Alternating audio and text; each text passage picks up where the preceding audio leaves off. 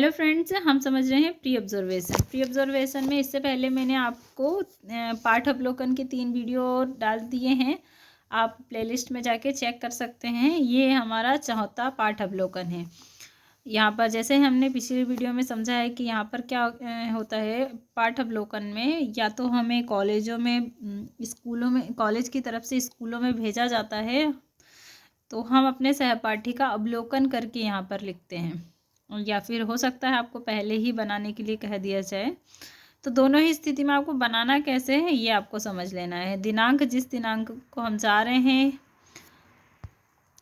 छात्र अध्यापक का नाम, मतलब जिसका हम अवलोकन कर रहे हैं उसका आएगा। यहाँ रोल नंबर आता है, जिसका पाठ अवलोकन किया जा रहा है यहाँ उसका नाम रहता है। विद्यालय, जिस स्कूल में वो पढ़ा रहे हैं उस स्कूल का नाम आएगा। विषय, जिस विषय को वो पढ़ा रहे हैं। प्रकरण, अब उस विषय में किस प्रकरण को, कौन सा टॉपिक वो पढ़ा रहे हैं, ये आएगा। सबसे पहले हम देखेंगे प्रस्तावना। तो हमें बताना होता है कि जो जैसे हमारे छात्र अध्यापक या अध्यापिका का जो भी नाम है, उन्होंने हम जो प्रस्तावना दी वो कैसी रही। तो देखेंगे कि छात्रों का पाठ विषय में प्रवेश जो है वो उचित ढंग से कराया गया। प्रस्तावना विस्तृत एवं सीधी थी, बड़ी थी पर सीधी थी, एवं पूर्व पाठ से नए पाठ को जोड़ने का प्रयास किया गया। भाई हड़प्पा सभ्यता के बारे में बता रहे हैं, तो थोड़ा सा पुराना हमने कोशिश की है इसमें, मतलब उस जो हमारे छात्र अध्यापक थे उन्होंने कोशिश की उसे नए पाठ से जोड़ने की। फिर देखेंगे उद्देश्य कथन किस तरह का था। तो पाठ का उद्देश्य छात्रों को हड़प्पा सभ्यता से अवगत कराना था, जिसे शिक्षक द्वारा स्पष्ट रूप से बताया गया। उद्देश्य को बताते ही श्यामपट्ट पर नहीं लिखा गया। उद्देश्य खाली बताया गया, श्यामपट्ट पर नहीं लिखा गया, है ना।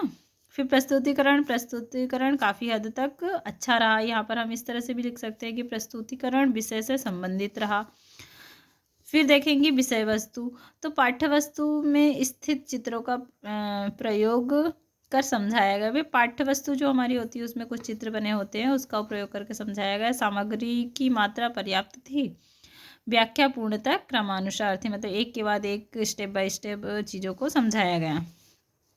पद्धति देखेंगे कि प्रश्नोत्तर विधि, व्याख्या विधि, प्रदर्शन विधि का प्रयोग किया गया, जिनका प्रयोग उपयुक्त था। छात्रों को विचार शक्ति विकसित करने में अच्छी सफलता मिली, मतलब जिन विधियों का प्रयोग किया वो सभी सही थी। फिर देखेंगे कि भाई पुनरावृत्ति जो प्रश्न होते वो कैसे हैं। पुनरावृत्ति प्रश्नों से स्पष्ट हुआ कि छात्र पाठ समझ गए, प्रश्नों का विस्तार उपयुक्त था तथा पाठ से संबंधित था। फिर देखेंगे प्रयोग, किसी प्रकार का कोई प्रयोग नहीं किया गया, भाई प्रयोग में कुछ भी उन्हें नहीं दिया गया।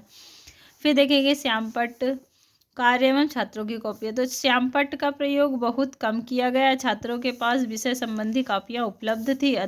फिर देखेंगे अध्ययन सामग्री। अध्ययन के लिए विषय संबंधी कोई सामग्री उपलब्ध नहीं थी। प्रश्नोत्तर में देखेंगे प्रश्नों का उपयुक्त इस्तेमाल हुआ, प्रश्न संक्षिप्त थे तथा छात्रों को उत्तर सोचने का समय दिया गया, वे उत्तर देने में सक्षम रहे। फिर देखेंगे शिक्षक का व्यक्तित्व। तो व्यक्तित्व के बारे में बताएंगे कि अच्छा, स्वच्छ एवं सामान्य वेशभूषा, स्फूर्ति एवं उत्साहपूर्ण था।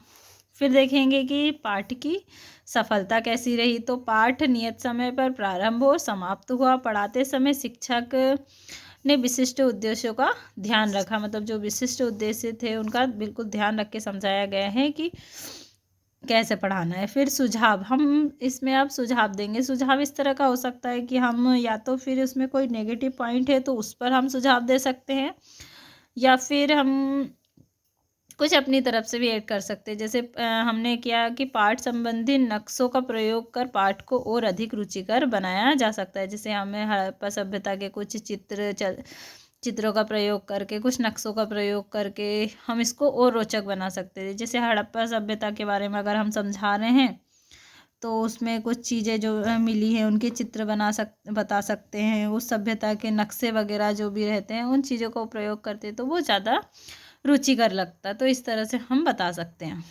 उम्मीद करती हूँ वीडियो आपको पसंद आया हो। वीडियो पसंद आए तो लाइक कीजिए, चैनल को सब्सक्राइब कीजिए और बेल आइकन प्रेस करना ना भूलें, क्योंकि इससे बीएड से संबंधित मैं और भी वीडियो आपको यूट्यूब चैनल पे डालती रहती हूँ। आपको उसके नोटिफिकेशन मिल जाएंगे। वीडियो को ज़्यादा से ज़्यादा अपने दोस्तों को शेयर करना, क्योंकि इस तरह की वीडियो आपको यूट्यूब पे बहुत कम मिलेंगे। तो सभी की हेल्प हो जाए, सभी को आइडिया हो जाएगी किस तरह से हमें लिखना है, इसलिए इसको ज़्यादा से ज़्यादा आप शेयर कीजिए। चलो मिलते हैं नए अवलोकन के साथ नए वीडियो में, तब तक के लिए अपना ध्यान रखिएगा। Bye bye.